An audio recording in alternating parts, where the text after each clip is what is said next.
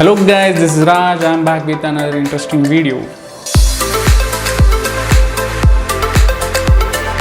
So friends, మన last వీడియోకి ఈ వీడియోకి కొంచెం 1 month గ్యాప్ అయితే వచ్చింది. ఎందుకంటే తెలుసు కదా మన ప్రపంచంలో రోజుకి కొన్ని వేల మంది అయితే ఎఫెక్ట్ అవుతున్నారు. సో దీనివల్ల అయితే మైండ్ అంతా పీస్ఫుల్గా లేకుండే. సో అందుకని వీడియో అయితే చేయలేకపోయాను. సో ఇదంతా పక్కన పెట్టేస్తే అండ్ ఫ్రెండ్స్, ఇవాళ మనం ఒక మంచి టాపిక్లో అయితే వెళ్ళిపోదాం. ఏంటంటే ఒక కెమెరా తీసుకునే ముందు దాని స్పెసిఫికేషన్ కానీ ప్రైస్ కానీ ఎవరికి ఎలాంటి కెమెరా అయితే యూజ్ అవుతుంది అనేది ఒకసారి వాళ్ళైతే డిస్కస్ చేద్దాం. సో దీనికి కేవలం మీరు చేయాల్సింది అలా వీడియోని లైక్ చేసి వీడియోని ఎండ్ వరకు చూడండి. సో ఫ్రెండ్స్, అయితే మనం ఒక కెమెరా తీసుకుపోయే ముందు మన పర్పస్ ఏందనేది మెయిన్గా చూస్ చేసుకోవాల్సి ఉంటుంది. సో ఫిలిమ్స్ కానీ వ్లాగ్స్ కానీ అలాగే యూట్యూబర్స్ అయినా కానీ షార్ట్ ఫిల్మ్స్ కానీ మన పర్పస్ అనేది ఫోటోగ్రఫీ ఇవన్నీ కూడా మనం ముందే చూస్ చేసుకోవాల్సి ఉంటుంది. సో దీన్ని బట్టి మన కెమెరా అనేది 3 సెగ్మెంట్స్ కింద క్లాసిఫై అయింది. అదేంటంటే beginners, intermediate and professionals. And ఇక బిగినర్స్లో చూస్తే కనుక ఫ్రెండ్స్, మన యూత్లో చిన్న చిన్న ఫోటోషూట్స్కి కానీ మంచి యూత్లో క్రేజ్ ఉన్న కెమెరా వచ్చేసి అయితే కెనాన్ 1300D. ఎందుకంటే దీంట్లో వాడిన సెన్సర్స్ కానీ డ్యూయల్ లెన్స్ సెటప్ కానీ గుడ్ బ్యాటరీ బ్యాకప్ కానీ ఈ కెమెరాని ఎంతో పాపులర్ అయ్యే విధంగా మార్చిదిద్దింది. ఇది బిగినర్స్లో మంచి ఆప్షన్ అని చెప్పాలి. ఇక దీని ప్రైస్ అరౌండ్ 30,000 దాకా అయితే ఉంది. ఇక నెక్స్ట్ ఇంటర్మీడియట్ చూస్తే కనుక దీంట్లో మనం వ్లాగ్స్, యూట్యూబర్స్ కానీ షార్ట్ ఫిల్మ్స్కి యూజ్ చేసే కెమెరాస్ అనమాట. సో ఫ్రెండ్స్, ఇప్పుడు ఇంటర్మీడియట్ సెగ్మెంట్ చూస్తే కనుక ముందుగా దీంట్లో Canon 200D and Canon 77D అని బెస్ట్ అని చెప్పాలి. ఎందుకంటే దీంట్లో వాడిన కెనాన్ 200D గురించి చూద్దాం. దీంట్లో వాడిన APS-C సెన్సర్ కానివ్వండి, DG7 ప్రాసెసర్ కానివ్వండి, విత్ 9 ఆటో ఫోకస్ పాయింట్స్ ఉన్నాయి. అండ్ దీంట్లో హైలైట్ ఏంటంటే 4K రికార్డింగ్ కూడా దీంట్లో మనకు అవైలబిలిటీ ఉంది. అండ్ కెమెరాస్ బ్రాండ్ నేమ్స్లో అయితే నికాన్ కంటే కెనానే బెస్ట్ ఉంటుంది. ఎందుకంటే కలర్ రిప్రొడక్షన్లో కానీ ఫొటోస్ కలర్స్ ఆటో ఫోకస్ సిస్టంలో కానీ అన్నిటికంటే కెనానే బెస్ట్ ఉంటుంది. సో నేను బిఫోర్ వాడింది కూడా కెనానే, ఇప్పుడు కెనానే అనమాట. దీని ప్రైస్ రేంజ్ చూస్తే కనుక 50,000 to 55,000 ఉంది అరౌండ్ 200D అయితే. అండ్ కమింగ్ టు 77D చూస్తే కనుక దీంట్లో స్పెసిఫికేషన్ చూస్తే APS-C సెన్సర్ ఇచ్చారు, 24 మెగాపిక్సెల్ సెన్సర్ ఉంది వాడారు దీంట్లో. అండ్ DG7 ప్రాసెసర్ వాడారు అండ్ 45 ఆటో ఫోకస్ పాయింట్స్ ఇచ్చారు దీంట్లో కొంచెం ఒక చిన్న డ్రాబ్యాక్ ఏంటంటే వీడియో రికార్డింగ్కి వచ్చేసరికి ఓన్లీ ఫుల్ HD అయితే ఇచ్చారు. 4K రికార్డింగ్ అనేది దీంట్లో ఆల్రెడీ లేదు. అండ్ దీని ప్రైస్ అరౌండ్ 75,000 దాకా అయితే ఉంది. దీంట్లో ఇంకొక ఆప్షన్ కూడా ఉంది, అదే కెనాన్ 80D. బట్ అది కొంచెం ఓల్డ్ కెమెరా, నేను దాని గురించి అయితే చెప్పట్లేదు. అండ్ దీంట్లో కూడా మీరు ఇంకా మిర్రర్లెస్కి వెళ్తా అంటే కూడా ఇంకొక బెస్ట్ ఆప్షన్ ఉంది మీ ఇంటర్మీడియట్ సెగ్మెంట్లో. అదే వచ్చేసి Canon M6 Mark II which I'm using now. Coming to specifications, దీని సెన్సర్ వచ్చేసి 32.5 మెగాపిక్సెల్ వాడారు అండ్ 4K రికార్డింగ్ ఉంది. స్లో మోషన్ విషయానికి వస్తే 120 frames per second అయితే ఉంది. ఇంకా రా బస్ట్ మోడ్ ఉంది and built in wifi and Bluetooth facility కూడా దీంట్లో అందించారు. మీరు ఇంకా అడ్వాన్స్గా లెన్సెస్ కూడా చేంజ్ చేసుకోవచ్చు. ఒక సింగిల్ అడాప్టర్ కనుక యూజ్ చేసి అయితే మన క్యాండిడ్ లెన్స్ కానీ ప్రైమ్ లెన్స్ కూడా అటాచ్ చేసి మీ కెమెరాకి యూజ్ చేసుకోవచ్చు ప్రొఫెషనల్స్ కెమెరా లాగా. దీని ప్రైస్ వచ్చేసి అరౌండ్ 86,000 దాకా అయితే పడుతుంది with only lens and body cam.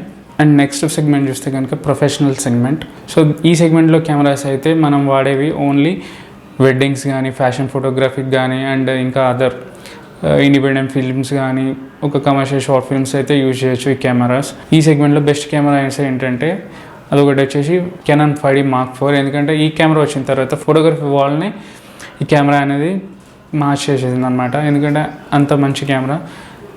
దీని స్పెసిఫికేషన్ కనుక చూస్తే 30.4 మెగాపిక్సెల్ ప్రాసెసర్ని అయితే ఇచ్చారు, CMOS సెన్సర్ని అయితే ఇచ్చారు అండ్ DG6 ప్రాసెసర్ని వాడారు అండ్ 61 ఆటో ఫోకస్ పాయింట్స్ ఇచ్చారు. అండ్ యాజ్ యూజువల్గా దీంట్లో కూడా 4K రికార్డింగ్ ఫెసిలిటీ అయితే కూడా ఉంది. అండ్ CMOS సెన్సార్ అంటే ఫుల్ ఫ్రేమ్ సెన్సార్ అన్నమాట. ఇంతకుముందులాగా APS-C సెన్సార్ అంటే ఎంతో అంత ఫ్రేమ్ అనేది కొంచెం కట్ అవుతుంది.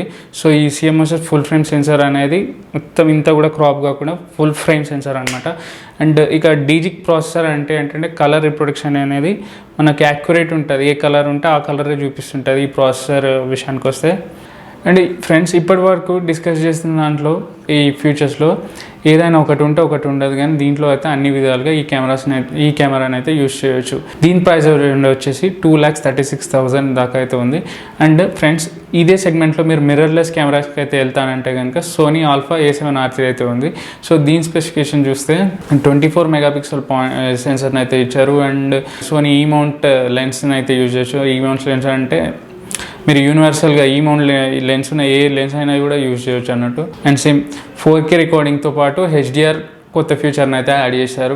మీరు హై డైనమిక్ రేంజ్ అనేది 4K రికార్డింగ్ అనేది చేయొచ్చు. ఇక దీని ప్రైస్ చూస్తే అరౌండ్ 1,58,000 దాకా అయితే ఉంది. సో నా సజెషన్ వచ్చేసి మీరు ఇప్పుడున్న వరకు ఓకే, బట్ రాను తీసుకునే వాళ్ళైతే మిర్రర్లెస్ కెమెరాకి షిఫ్ట్ అయితే బెటర్. ఎందుకంటే రానున్న వరల్డ్లో అనేది మిర్రర్లెస్ కెమెరా అనేది రూల్ చేయబోతుంది. కానీ ఓవరాల్గా కెనాన్ 5D Mark IV అనేది బెస్ట్ కెమెరా అని చెప్పొచ్చు. ఎందుకంటే బడ్జెట్ కెమెరా, దానికంటే ఎక్స్పెన్స్ కెమెరాస్ ఉన్నాయి, అడ్వాన్స్ ఫీచర్స్ ఉన్న కెమెరాస్ ఉన్నాయి. బట్ అన్నిటికంటే కెనాన్ 5D Mark IV అనేది బెస్ట్ కెమెరా.